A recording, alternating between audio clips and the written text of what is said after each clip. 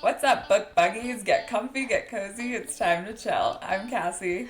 And I'm Emily, and this is Book Bits and Chill, the podcast where we break down every chapter, thirst over fictional men, and never take ourselves too seriously. Today is a big day. I had not read these books in 5 years, and I forgot how much I loved them and why in 2020 I dove deep into the Masterverse 16 books in, because after 5 years, you kind of forget, you gaslight yourself. Was it as good as I remember it? And let me tell you, it was. So today we are covering Sarah J. Maas's A Court of Thorns and Roses, better known to the world as ACOTAR. And wow, you really had me hanging on by a thread there. I was like, what books are we even talking about?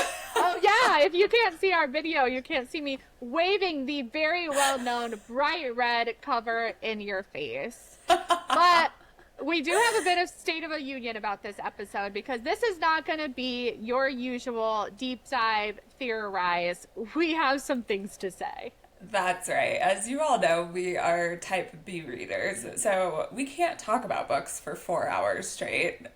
We can talk about them for maybe an hour. So we're gonna split this into two parts, because there is weirdly a lot that happened in this book that we need to discuss. But yes, it'll be quick. It'll be digestible. If you have read it, this is a perfect summary to come back to if you want a refresher for what happened, or if you're still thinking about certain things and you're like, what the fuck, and you need to talk about it, or you just need to hear us talk about it. This is perfect for you. If you have not listened or read the book, spoilers will be riddled throughout this episode, so I would probably stop now. But I will say, if you haven't read it yet, you need to right now. Like, what are you doing? Where are you at? Where are you at in life? What are you reading? So if you think that you are above this, or if you think that you have no time to read this, if you think that you're not in the right life stage for this, you're wrong. You're wrong across all fronts. Something I also forgot about this book is that it's way smaller than I remember. So that's another shout out. If you are worried about diving into these 800-page fantasy novels, this one's actually a lot shorter than I expected. When you start getting into the rest of the series, they get big, but this is not bad. Yeah, no, it's a really great intro. And honestly, if you read it and at the end you're like, that was fun, not for me, then you only wasted maybe 3 days of your life. So you can read this book and not read the rest of them. You could. It could be a standalone. You could. It would 100%, and you would be fine, and you could go live your life. So there's that message to those of you who have not read it. Let's get into our State of the Union. Emily, can you give me some presidential music? Dun, dun, dun, dun, dun, dun, dun, dun. First on the agenda. We'll go into a light recap. This will be very high level. We're going to give you the high notes of what happened. We're not going to go into every detail, because honestly, you guys don't need that. And then we're going to rank our characters. We're going to go into a full character ranking, talking about where each character stands. And then we will talk about some Easter eggs. So this is the beauty of the reread, is you actually go through and you're like, Sarah, you literally tipped us off to basically what's going to happen the entire series in book 1, which is insane. And I think that's it. Got it. Before we get into this recap, let me pop open my Olipop, because I need a little refreshment. Oh, that little pop. That was kind of some ASMR. That was nice. The root beer one, so good. Okay. So, I have to start us off. Is that okay? Kick us off. That one jolt of Olipop sent me straight into this. We are introduced to Feyre and her poor family living in a little medieval village outside of the fairy world of Prithian. They are poor people. Elaine. Feyre has to go hunt for her family and is out in the woods hunting when she meets a wolf in... a very big wolf. He's a wolf in disguise. And he's actually a fairy. And she kills him, skins him, eats him, makes him into a cloak. This is a big no-no, because it supposedly breaks the treaty with the fairylands. So Mr. Fairy Prince Tamlin comes Yeah. hunting her down and is like, We don't know who's Tamlin at this point, though, right? We do now. You're coming with me. You've broken the treaty. I'm taking you as my prisoner. We can talk about something before we go with Tamlin. Yeah. So Feyre's family is like dirt poor, obviously. Right. And as I'm reading the book the first time, I'm like, yeah, check, they're starving. Elaine and Nesta kind of suck, whatever. But then on the second read, I was like, Elaine and Nesta were basically refusing to adapt to this poor lifestyle that they were having to live. Like, it was crazy. Feyre would get 1 shilling, 1 copper in her pocket, and they'd be like, I need a new coat. I need new boots. And they had new boots, like, sitting near the door. Feyre's boots are in tatters, and they're like, yeah, no, I need this, this, and that. And I was like, what? This is crazy. It was giving evil stepsisters from Cinderella. Yes. You're like, Yes. It makes no sense. Yes. I was just like, I can't believe these two. At one point when Feyre's out hunting, Nesta is like supposed to be chopping firewood so they don't freeze to death in this medieval village where there's no insulation in their home. And she's like, I'd rather die than go chop firewood. And it's like, okay, but you literally are going to die. Also, Nesta, we'll get into it during the character rankings, but I love her. She's such a bitch. She is such a bitch, but she was dropping the funniest lines. We'll get into this, but Cassie, can you please take us into the spring court? Because I was a little lost in the fiddle on this one, and I need you to take over. You're about to be extra lost in the fiddle. So Tamlin breaks into their home, obviously. He tells Feyre about this treaty. The life debt that is exchanged is that Feyre has to come live in Prythian for the rest of her days. And so Tamlin... Everyone in her house is, like, not even fighting this. They're like, oh, okay. Right. Like, bye, Feyre. Good luck. And Tamlin takes Feyre into Prythian. Feyre's terrified because at this point, the humans have, like, a terrible point of view of the High Fae. They think they're these, like, monsters who basically, like, eat little kids for breakfast. Tamlin takes Feyre into Prythian, and we are introduced to the spring court for the first time. And Feyre starts to meet all of these High Fae, these lower fairies, and she learns that she has to stay at Tamlin's manor for forever. And which is interesting because I was like, Tamlin told you this, but I feel like it never settled in her brain. She was like, I'm gonna go back home, but she was just completely in denial. We are not so sure of Feyre's IQ in her reread. Also, did SJM, do you know if she like came up with this version of the Fae? Did she make this up? I don't know. I feel like her version of the fairies or of the Fae are literally like a love child of basically every magical creature that there ever was. Right. Okay, but I was also shocked. Am I jumping ahead? I was also shocked What are you getting into? Tamlin doesn't have wings. Okay, yeah, no, Tamlin doesn't have wings, which is what I was about to get into, that Tamlin shifts from his feral beast form back into his fae form, which we learn he is this beautiful, muscled, long blonde-haired man, but here's the catch. He's wearing a masquerade mask. His never expected that. Plot twist. Massive plot twist. He's in a masquerade mask. Okay, when I read this for the first time, I was like, this has to be a joke, right? Right. They have to come off. They have to come off. They don't. This is all a part of some blight that was put on the lands of the Fae, and it's like a curse, essentially, where 50 years before that, the Tamlin's court, the spring court, was at this, like, masquerade party where people were either wearing masks or not. And they were wearing masks of little animals, too. Oh, yeah, I forgot. Which is so much worse. Varying types of masks, which is wild. You know, you think you're going to a party one night and you're like, oh my god, I'm going to do something fun. I'm going to get a little funky. I'm going to wear a fox mask. I've always wanted to be a little squirrel. I've always wanted to be a little squirrel mask. I'm going to be so cute as a fox tonight. And then the curse hits and you literally can't take off the mask. You are a fox for forever. So they are stuck in these masks. And that's the other thing. Like, how did these masks not cause issues with like breathing? Like, did they have to just get accustomed to sleeping like that? It's so suffocating. I was reading it and I was like, I would literally pour acid on my skin to rip these masks off my face. I would literally be prying them off with anything I could find. I could not survive. No, absolutely not. And so Tamlin, we learn, is the High Lord of the Spring Court. So eventually we learn there's varying courts throughout Prithian, and they're either day parts or they're like seasons. So there's the Spring Court, there is the Autumn Court, the Sun Court, and the Winter Court. And then there's the Dawn Court, the Night Court, and the Day Court. So there are 8 total courts. Is that right? 7? No, there's 7. You could tell me anything right now and I believe you. There's 7 total courts, and they're all governed by these high lords. And these high lords are given like this extra amplified power, essentially, along with their lordship. So we learn that Tamlin's this high lord. Feyre's stuck at his manor. She's like, what the fuck? I want to get out of here. She meets his courtisan. Is that BFF? What he's called?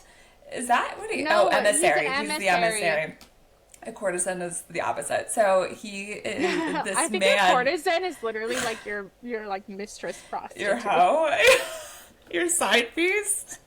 That also was kind of Lucian, so whatever. Lucian is the So courtesan. we meet Lucian Van Sarah, who's his BFF slash courtesan slash emissary. And Lucian actually comes from the Autumn Court. He was one of the sons of the Autumn Court's High Lord, who essentially escaped for a lot of reasons that we know He's need a to get into stowaway. right now. He's a stowaway. Tamlin took him in. He's a stray puppy. Lucian is pissed at Feyre for like half of the book because Feyre killed his friend. Yeah. And we are like, okay, Lucian, like you kind of got to get over it. Like Feyre's stuck here. Tamlin is Tamlin. And you got to move past it. So they actually end up becoming kind of friends and like mini allies. And so Feyre's like desperate for answers. Like throughout this entire time, like she's asking all these questions about the curse that was put on the land, about how the courts work, about High Fae versus the fairies. Like she has all of these questions about how things work, and he gives her he gives her the literally 2-word answers, and she doesn't blink twice. She's like, okay. She literally says, okay. Okay. Oh my god. So she learns through, I don't even know who, maybe it was Lucian. She learns about this magical creature called the Suriel. And the Suriel is this creature, which I think he's a type of fairy, who you can essentially... Dementor from Harry Potter. Yes, yeah, very Dementor vibes. And essentially, if you like capture him or ensnare him, he'll tell you anything you want to know. He has like all the knowledge and all of the land essentially. And so Feyre's like, "Ooh, I'm gonna do that." And so she goes and traps the Suriel. Yeah.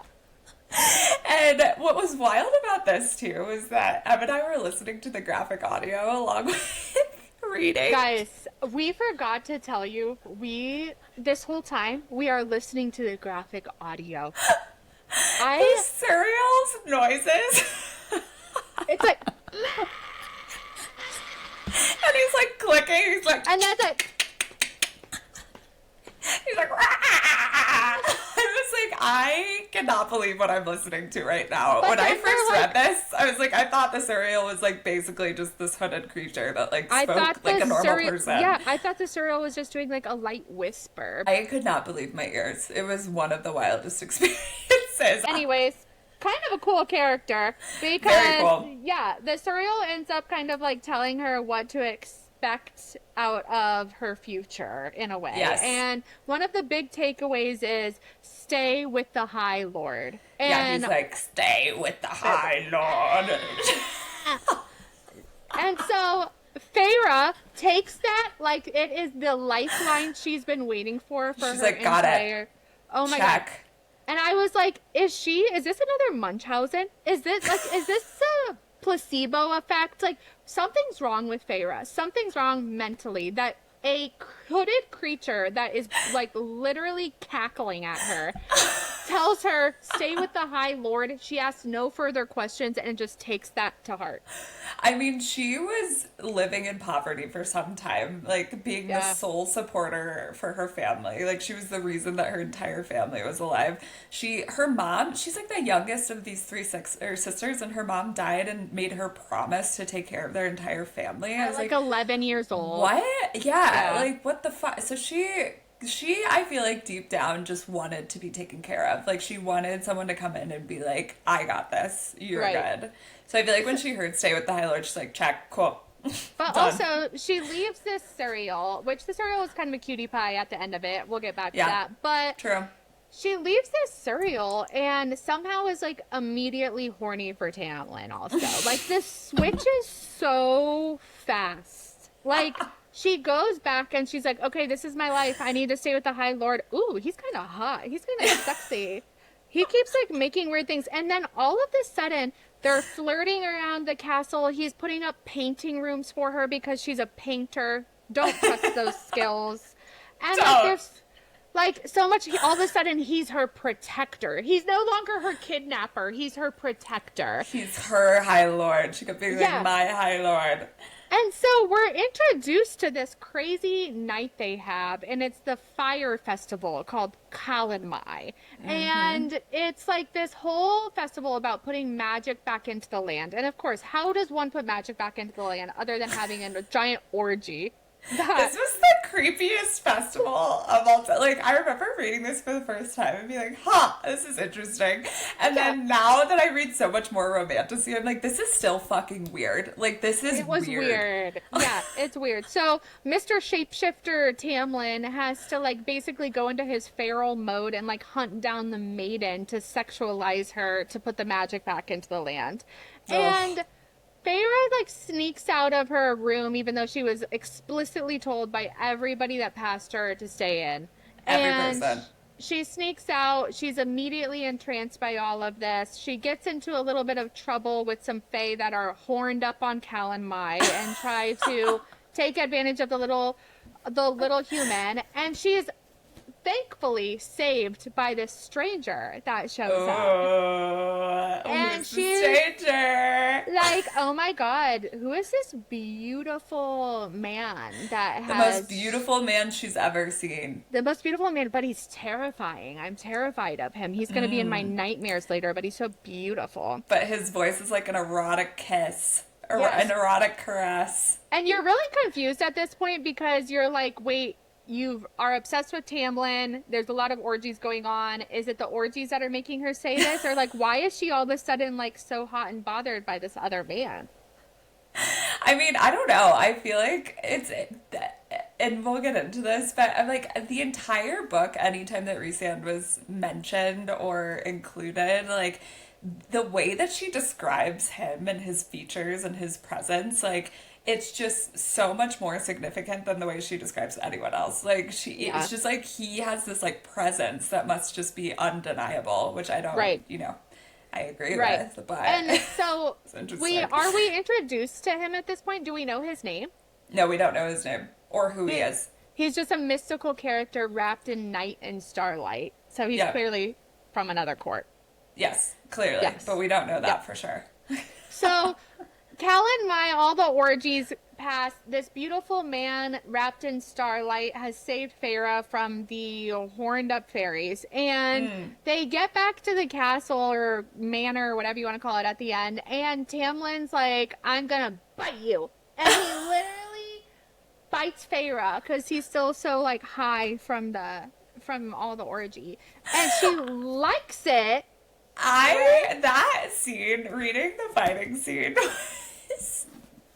I actually was laughing out loud because they're just like kind of talking and he's like, I smelled you out there. Like, I knew you were out there. I was looking for you and he's like, I couldn't find you. And then he's like, bite. No hesitation. And one would think you might like flinch. You might flinch or like be scared. And Feyre's like, oh. She's like, what? Oh. Ooh. Okay. Sure. And that's the beginning of the end for her. That was interesting. I was like, I cannot. But then she like kind of came to her senses and she's like, you're out of your mind right now. Get off. After that, they like, to your point, Pharaoh's done with from the bite. Yeah. Like, she's like, oh my god, Cupid basically just bit me. Right. And she's like super into Tamlin. They're getting all flirty, fun. They're spending all this time together. And we get to the summer solstice, and of course, there's another celebration for this. Mm-hmm. So.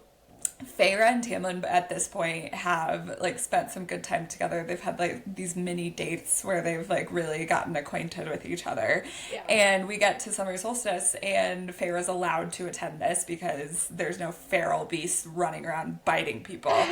And so Feyre is like hanging out with Lucian. She's like, "Ooh, look at this wine." And Lucian's like, "Feyre, do not drink that wine. That's fairy wine. It's very strong." Feyre's like, I'm gonna drink it. So she chugs this fairy wine. She gets hammered. But it's like, doesn't sound like a normal drunk. It just sounded like she was almost like high. Yeah. She is loving life. She's dancing around the bonfire. She's having a great time to the music of Tamlin on the fiddle. Who would have thought that this would need to be a part of the storyline? Tamlin's a professional fiddle player. I'm like, why is this in here? Like, when I was reading it, I was like, they could have easily just had Tamlin like hanging out. Like, maybe he's a good dancer. No, he's sweating playing the fiddle. He's playing like his life depends on it. And When he's like, you dance listen Feyre. to this, when you listen to this on the interactive audio, he is like panting for his life playing this fiddle. The audio on it is like, You would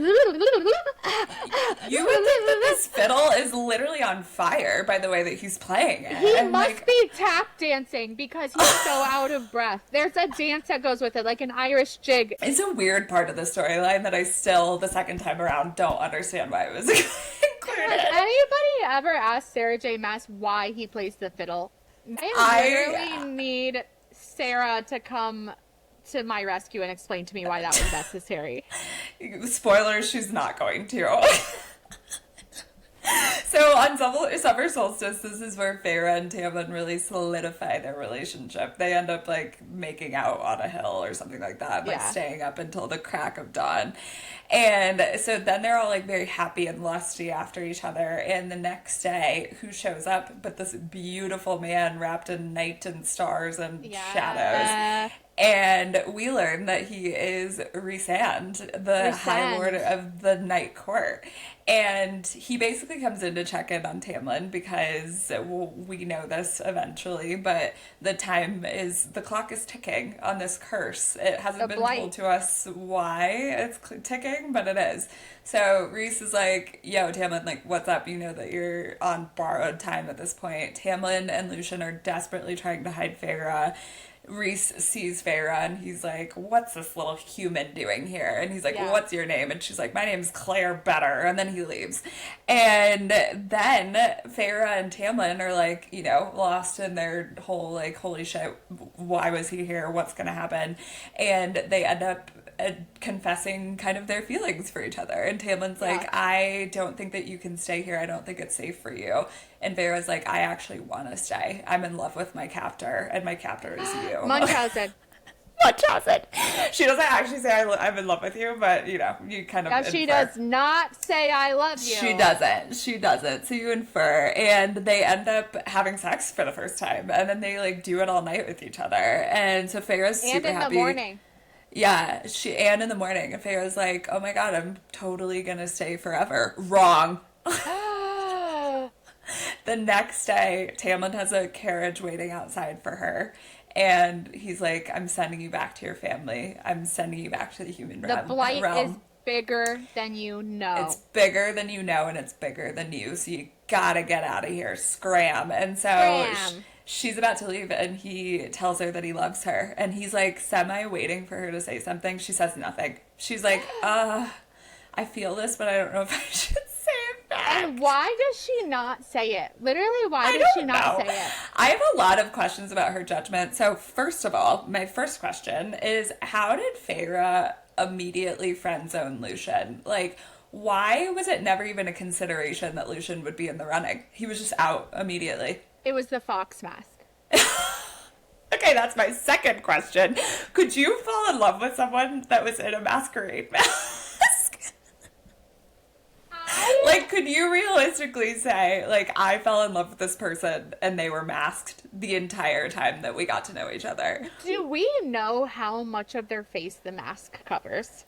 I think it was down to their noses because it's a masquerade mask. I'm thinking about like making out with somebody in a masquerade mask, and you are hitting that nose piece over and over again. Like, you are having sex with a man in a masquerade mask looking down on a fox. So you're doing, it's a little, you're kind of questioning your sanity a little bit.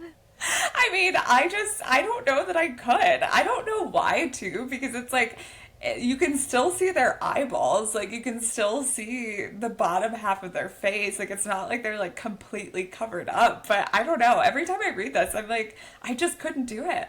But this is part of the reason. This is part of the reason that they say it's a Beauty and the Beast retelling. Because you're supposed to fall in love with the person for who they are, not for their scars. Their scars and their looks and their whatever. They're supposed to be a personality higher. Whatever. Yeah, but that still doesn't answer what? Tamlin doesn't even have the personality. No. All he has is the fiddle.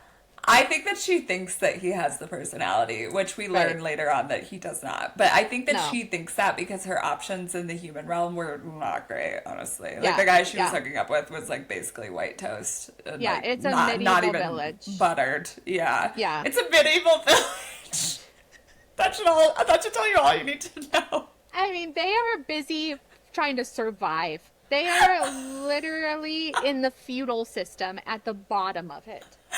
Okay, but that brings me back to her not even being interested in Lucien, because Lucien has such a good personality. Like, he has more personality in his pinky than Tamlin does in his entire body. That's why I'm like, is she not very smart? Because I don't think anybody in that situation... Like, is she stupid? Because anybody in that situation, I don't know that you would go for Tamlin. No, you would literally beeline to Lucien. Yes.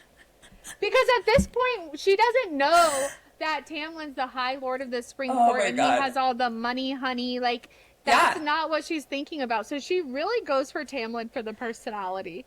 I actually, I remember when I read this the first time, I really thought that she might consider Lucien, like, because in those early parts where she was like spending way more time with him and like Tamlin would be like, oh, do you want to do this? And she'd be like, no, and then she would literally go like ride off with Lucien to like go fucking hunting. Like, I fully was like, oh shit, like he could be in the running. But then the second time around I was like, he never stood a chance. Like, this was never happening. No.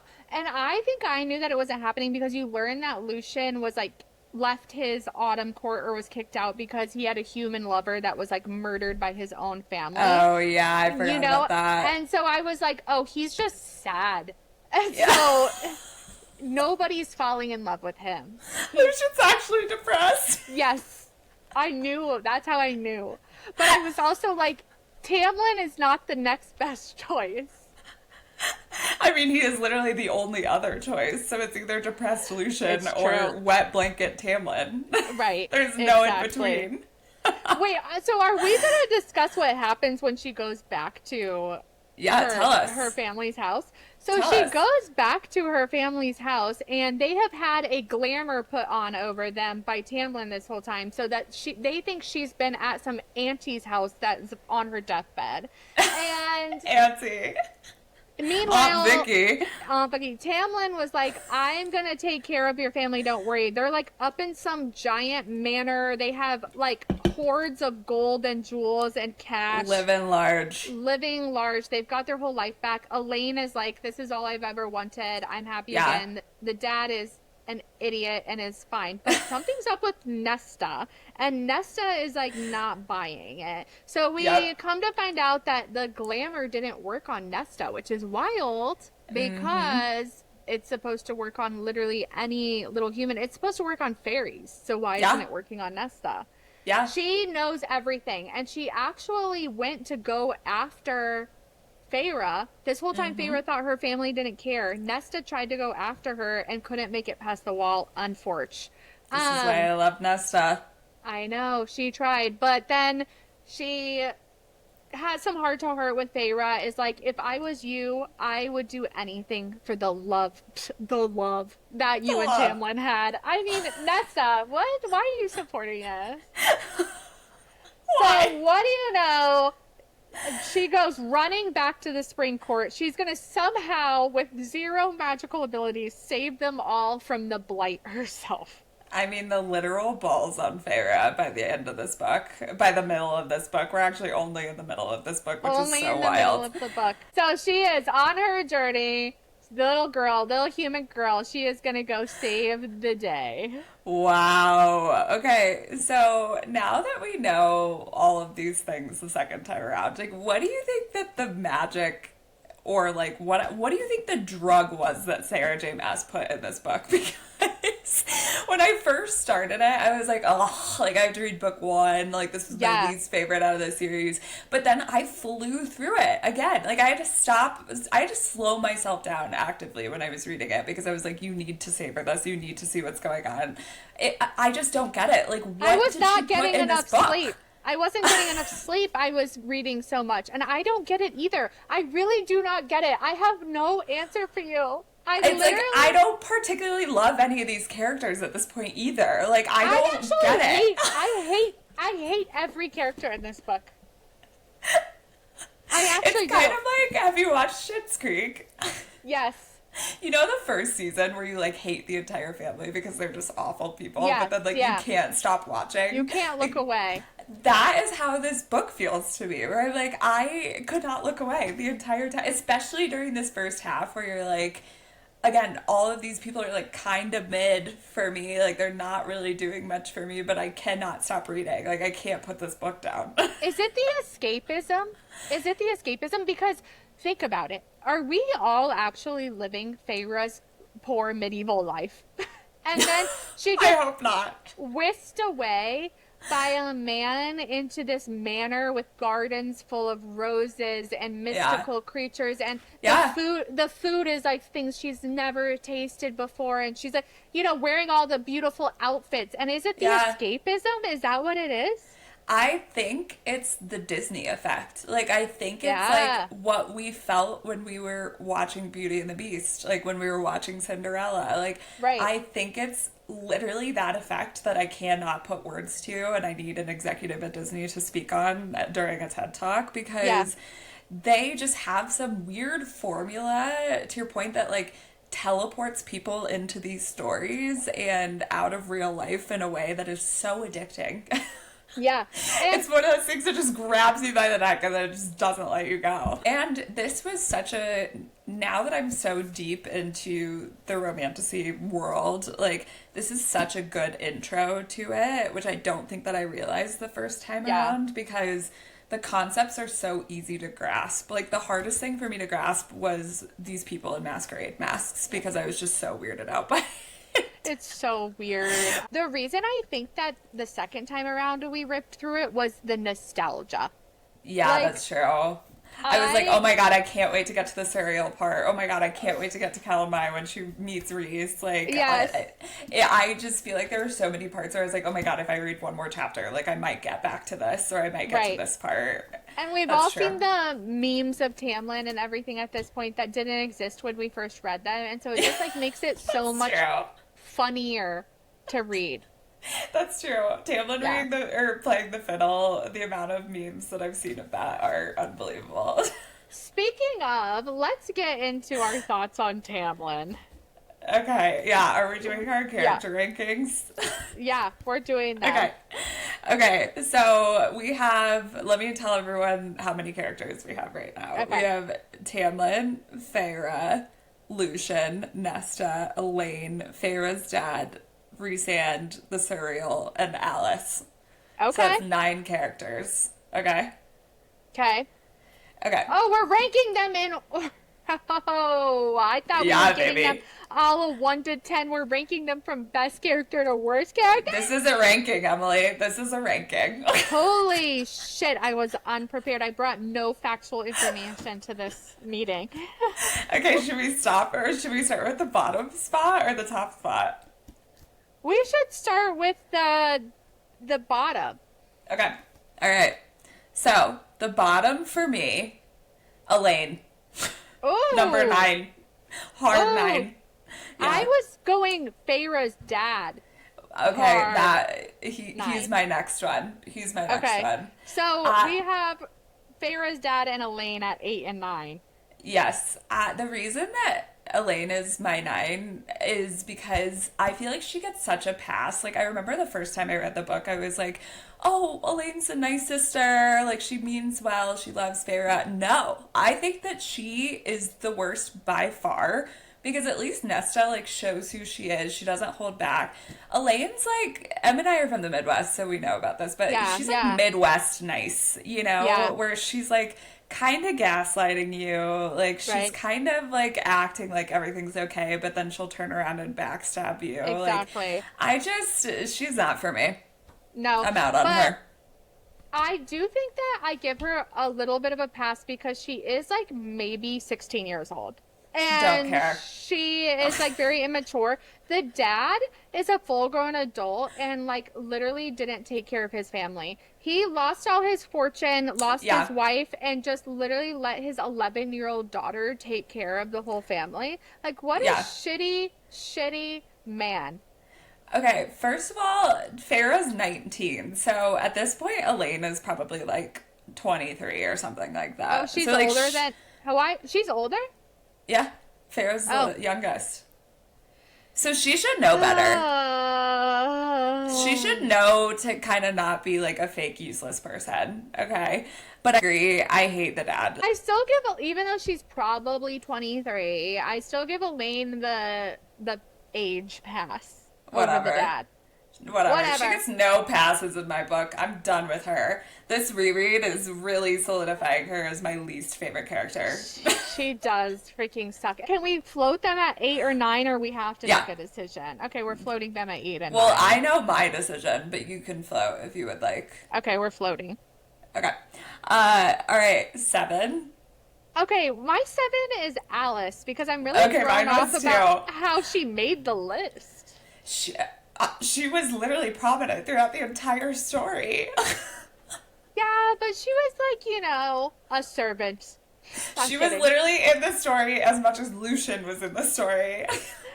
I know. She was like, you know, the cute little, like, mom figure that's making sure she's eating and dressed, and she was cute. She was, like, kind of rude to Feyre a lot of the time, though. Like, I think she was my number 7 because I couldn't get a gauge on how she actually felt about her. Okay, I have a question for you. Do you think most romantasy readers have, like, mommy or daddy issues? Because I think they do. I think that romantasy readers do you think that most romantasy readers need therapy? I think most romantasy readers have mommy or daddy issues, and that's why characters like Alice connects with us, because we're like, she was kind of mean, but it was her mom, like, you know. We're like she was horrible, but she really took care of Feyre, and she gave her baths, and she brushed her hair. Okay. She made sure she ate. Fine. She kind of, like, emotionally abused her, but she made sure she was warm. Alice literally did the bare minimum for Feyre. She did, like, what her actual contracted job was, and we're like, oh yeah, she really took care of her. Such a mom figure. And that's why we also hate the dad, because the romantasy daddy issues. True. Yeah. He is just not painted in a good light. Okay, so firm 7 on Alice. Okay, 6 for me. Yeah. We're getting into the good ones here. I know. It has to be the surreal. I wish that I could pull the surreal up, but I can't. Oh, wow. I'm paused in silence. Narrating your silence. I have to narrate my silence because this is a podcast. I don't know. Call your 6. Call it out. Feyre. Shocked in Spanish. I hate her. I, like, actually really dislike her. Like, if I met her out in the world, we would not be friends. Hate her. You hate Feyre. I hate her decision making. I hate how she is so easily just roped into all of these things. Like, don't know that I ever like her again after this book. Like, Wait, I'm sorry. How are you giving Elaine the age pass, but Feyre, who's at the ripe age of 19, who has been literally traumatized by her entire childhood and upbringing and protecting her family, how is she not getting any pass? I will give you that is a bit flippant of me, but Emily's also a waffler. Literally could not stand every single decision that this girl made in this entire book. The man you're supposedly so in love with tells you that he loves you and you say nothing back. But then when you leave, you didn't say I love you, but when you leave and you come back to save him, even though you have no magical abilities and no plan. Head over heels in love. But she couldn't say I love you. The decision making is baffling. But here is my question. Would you have said I love you back also at that stage? Like, they had known each other for like 3 months at that point. And she was like, I might never see him again. Like, I might not say I love you back. Of course I would. If I might never see him again. Of course you would. What do you have to lose? You're never gonna. You think you might never see him again, and you're like, I just don't know if I'm ready yet. You have nothing to lose. You could say I love you and like literally never see him again, and he'll never know if you were lying or not. She's also really annoying. Like, every time that anybody tells her not to do something, she does it. That's true. Everybody's like, don't go do that. Bad things will happen. And she goes and does it. No. And then she's shocked that something bad happens after she didn't listen. But dare I say that is like almost every FMC in a romantasy book. Like, or in the romantasy genre. Like, they're all always just up to no good when they're not supposed to be. Sometimes they paint it as like stubbornness. Like, you know, like, oh, I don't like to listen to the rules. They didn't paint Feyre like that. They were like... Rebel without a cause. She was a rebel without a cause. She just was like, guess I'm bored. I'll go out and do this thing that somebody explicitly told me I will be in severe danger if I do. It's wild. You know what? I get it. Feyre's not my favorite FMC, and I will see in my rankings, but I believe that it should have been Nesta. I think that the FMC of this series should have been Nesta. 100%. Yes, Nesta should have been, but Nesta... It should have been Nesta. Could never have been with Tamlin.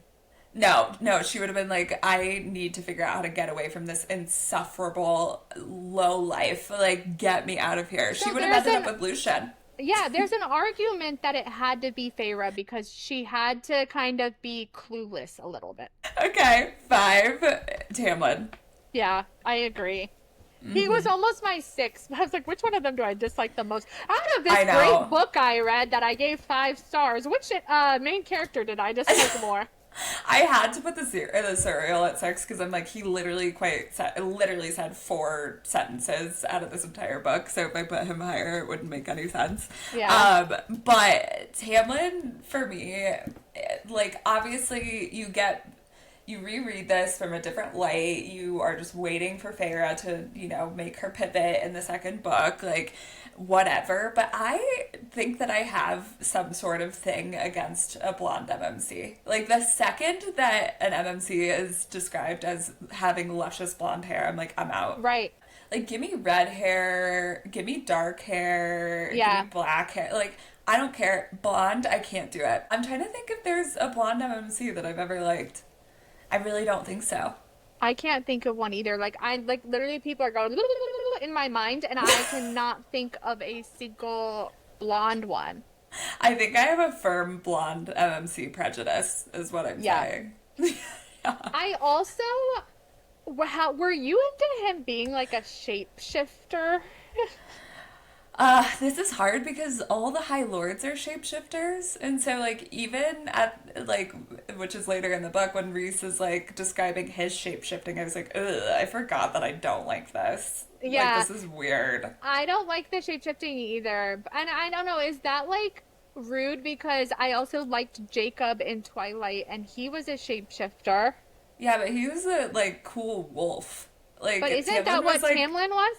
No, he was like some mix of like some sort of like feral cat thing, like mixed with a bear. Like it was weird. I was like, this isn't like a cool wolf like running through Forks, Washington. Like this is like some weird thing where you're like, ooh. The way she wrote it made me feel like only like parts of them changed. So he was like a human body, but then he had like furry paws. Yeah, he was a furry. And I hated that. Yeah, I hated that too. Tamlin, as we've said, bland, kind of a wet blanket. Yeah. He doesn't really get better throughout the book, honestly. Like, he doesn't have a lot of redeeming things. So, yeah, hard 5 for me. Hard okay. 5. 4. This is my surreal. Okay, and the Wow. surreal? Okay, this is my Feyre. Okay, fine, fair. This is my Fine. surreal, and why the surreal is up there for me is like the same reason. And it's like we know what happens later on, so he like Right. you know is a great side character. It's like the gargoyle in The Night and the Moth. Like I just wanted to put the surreal in my little basket and carry it around and like have it whisper my future to me all day long. So here's the thing. I was borderline just as excited to see the Suriel again as I was to see Rhys, and the graphic audio kind of ruined it for me. It did. It really did. I agree. Because I agree. Initially, I was like, oh my god, he's just this like hooded figure who's like gossipy and just wants to eat chicken. But then you hear the graphic audio and you're like, ooh. After I listened to the graphic audio, I had to purposely go back and read the hardcover book to make sure I still loved the Suriel, and I did. To redeem his character. Yeah. Okay. Why is this your Feyre? You know why. I don't like her particularly. Like, she's not my favorite FMC that I've ever read, but I don't hate her. Like, I think I understand her. And, like, I will give her the passes that I said, but, like, her personality still kind of annoys me. Yeah. Okay, number 3. Okay, mine is Lucian. Yeah, same. Okay. Because he's a great side character. Like I said, he's such a good side character. We thought she could have potentially ended up with him if he wasn't depressed. Yeah. You know, I have rules for side characters. The rules are you have to be funny, Lucian funny. Yes. And you have to have a character arc, which to your point, like he started off like not into her and then they ended up becoming BFFs. You learn his backstory character arc. Yep. He's a good side character. I have no problems with him. He was depressed, but he was funny and depressed, and that's what mattered. That is what mattered. Okay, number 2. Rhysand. Wow, mine was too. Okay, also, can I say something? You have never read ACOTAR for the first time if you don't know how to say Rhysand's name, right? Oh my god. And Feyre, any of the names. Feyre, I can't even remember how I said her name. I was like, Feyre? Feyre? I said Fairy. I thought her name was Feyre. Like, Fairy, yeah. I literally had no idea. But then when I thought about it back, I was like, did SJM do that on purpose and make her name look like Fairy? I know. I wonder that. I know. But yeah, no, I didn't stand a chance. I didn't stand a chance with Rhysand. I thought it was Rhysand, I fully thought it was Rhysand. And that's what I said for like a book and a half until you know what happens. And then I was like, I better learn his name. And I read this book 5 years ago before like Romantasy was all over Bookstagram and people were like saying his name out loud. And I hadn't listened to the audiobook. And so I didn't know for years that I was saying this man's name wrong. Years. Even in the audio, they're like Rhysand. Yeah. Like, I still say Rhysand, but they're like Rhysand. And it's like, I was like, why are there so many variations of this name? Like, our number 1 character is Nesta.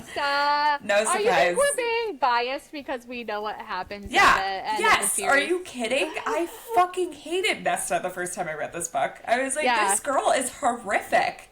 Okay, but I will say the first time I read it, I was like, this girl's horrific. There's no looking back. And the second time I read it, when she goes back to her and Nesta's like, I tried to find you. This is why everybody's a bitch. This is why I know what's going on. I was like, this is a strong woman.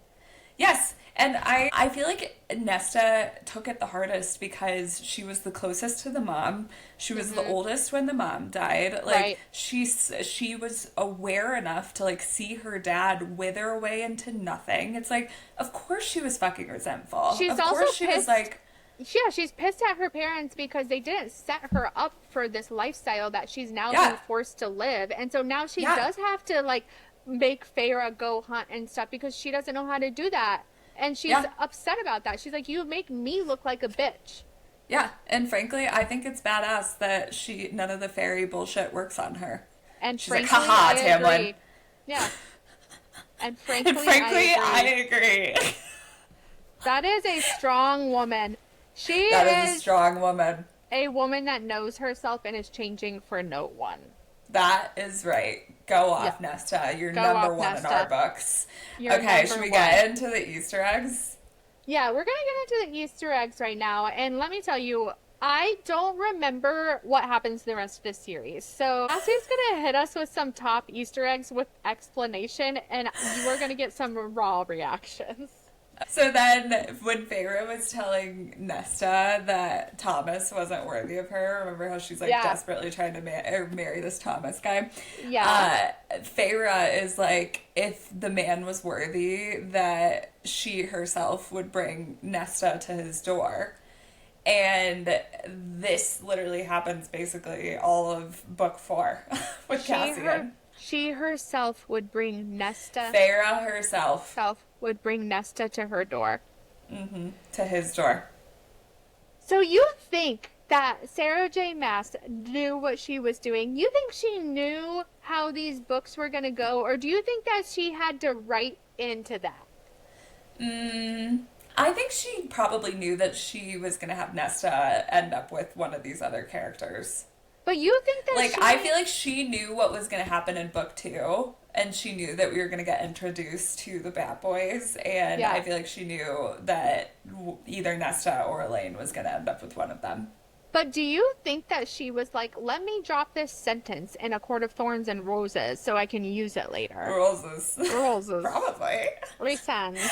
Rhysand. I actually don't know, but I think so. Like, I feel like she's like kind of lauded for that, for like dropping these like very early on and low key Easter eggs. It's just so crazy as a reader. You have no idea. Like, we don't know what ACOTAR 6 is going to be. So we Right. don't even know what the Easter eggs are. There could be Easter eggs in this book, A Court of Thorns and Roses, that we are going to see in ACOTAR 6 That's that right. we have We no don't even idea. know. Like, We you're telling don't me even know. this little sentence in here you noticed is something in book 5? What if there's a little sentence Book in here? 4. What if we literally read something in here and it changes the whole trajectory? It's crazy. It's wild. That's why we reread, Emily. That's That is why we reread. But see, I reread and I still didn't catch any of these things. You don't remember the rest of the series, so that's tough. It's so tough. Okay, so this other part where Pharaoh's trying to read, and she's like trying to read this line, and it's like she grabbed her shoe and standing from her position, and like basically the sentence is like saying that like someone like grabbed her shoe and like standing, and like Yeah. infers that she throws it, and so that was, I think, foreshadowing to when she throws the shoe at Rhys when he brings her back to the night court from her wedding. That is just crazy to me. Crazy I know. to me. That's what I you know. like. Seriously, like she I thought know. to put a sentence into a fake book in her book that is foreshadowing to the second book like that. Like, I cannot imagine having that mind capacity. Emily is mind blown by SJM. Mind blown. I I'm am. mind blown. I am also mind blown. It's like, it's very wild. The levels, like detail and stuff like that. That's just like so minor, but can actually tip you off to so many things. Speaking of Rhys, Feyre, like multiple times throughout the book, like references the fact that the night sky is something that's calming to her. Yeah. She like dreamt of an endless night sky. When her and Tamlin have their like first date, and they're swimming in that little like lagoon, Pool and of starlight. and it's like a pool of starlight, and that's the first time that she like actually feels relaxed when she's with him. And then there's multiple references of Feyre feeling like this invisible string is pulling her, and every time she's referenced that string, Rhys is there. Oh. And so that is where I'm like, interesting. I wonder if like the mating bond was already kind of set in stone at that point. When I read the book the first time, I did not catch any of those nighttime references, the pool of starlight. Like, you don't have any idea. She really tricks you into believing that Tamlin is the one for us. Like, She's we a really trickster. do think he is like top guy, number one in our hearts. And then towards the end, you're like, oh, what's going on here? And then you go and you reread, and you're like, she set this up the whole time, that little sneaky girl. Well, also, like I mentioned, like every time she talks about Rhysand in the book versus every time she talks about Tamlin, like there is such a clear difference where every time she talks about Rhys, she goes into like such detail about how he looks and like the color of his eyes and the way that his voice sounds and like the way that she makes him or the way that he makes her feel. And with Tamlin, she's like, oh, he's so handsome, like he has these emerald green eyes, and like that's kind of it. Like it's very like high level with Tamlin. But then every time with Rhys, it's like a description to a level that you would never go to. It's wild. So then, the other piece was Nesta, like we said, not falling for Tamlin's glamour. That is some foreshadowing to the second book where her and Elaine are thrown into the cauldron, and then remember when Nesta, like, fights the cauldron, basically? That happens in the second book? Yeah. I thought that happened in, like, book 7. Book 7. And everyone's like, what do you mean you took something from the cauldron? Like, no one takes shit from the cauldron. She's like, I literally did. And do you think that SJM put that in the book because she was halfway through writing this book and realized Feyre was not the main character and Nesta was, and so she had to set it up for Nesta to take over? Probably. She's like, I gotta start this now. I gotta show that Nesta's a real woman, a strong woman now. I've written Feyre too many times, so I can't erase it now. But we have got to get a new female main character. Yeah. So plenty of Easter eggs. Also, a lot of red flags on Tamlin that I did not see the first time. Yeah. And a lot of green flags on Rhys that I did not see the first time. Like with Tamlin, him like kind of fucking gaslighting Feyre. Like he was like acting like he was doing her a favor, where he's like, you know, you can go in other places with Prithian, but like you're probably not going to survive good luck, so you basically have to stay here. And she was like, oh, okay. Like, he really did like baby her the whole time. Like it was again the whole daddy issues thing. I think there was a daddy trope for Tamlin. The like, daddy trope is back. The daddy trope for Tamlin. Like, he really did, like, baby her. He was like, I'm making this life comfortable for you. Don't ever forget that. Like, never leave. I'm taking care of your family. Your family would be dead without me. Like, don't bite the hand that feeds you. That's such a blonde MMC thing to do. Oh, it really is. And typical. Looking back now, I'm like, how did I ever, like, fall for him? The first time around, I was like, Tamlin is the one for me. And you know how did I fall for that? I don't know, and I think that that's why I like Nesta so much, because I didn't fall for Tamlin's glamour the first You didn't. time.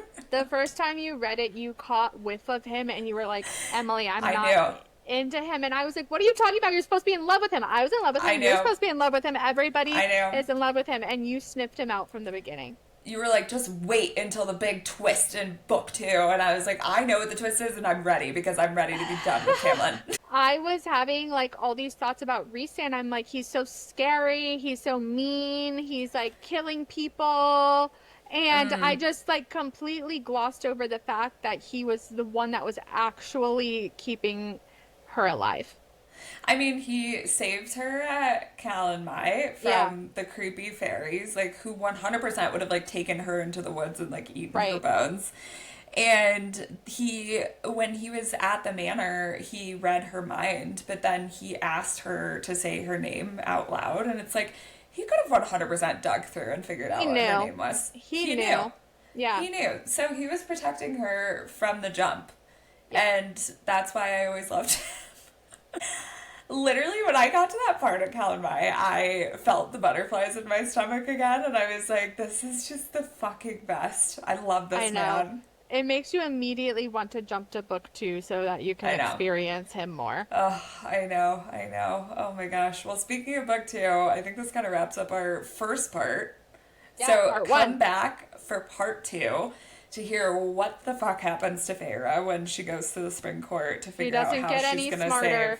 She doesn't get any smarter, I'll tell you that. Spoiler. Come back to hear if any of our character rankings have changed. Come back to hear more Easter eggs. And I don't know what else you're going to hear, but it's going to be fun. All right, well, we'll see you same time, same place. Bring your blankets, bring your book boyfriends, and we'll see you then. See ya!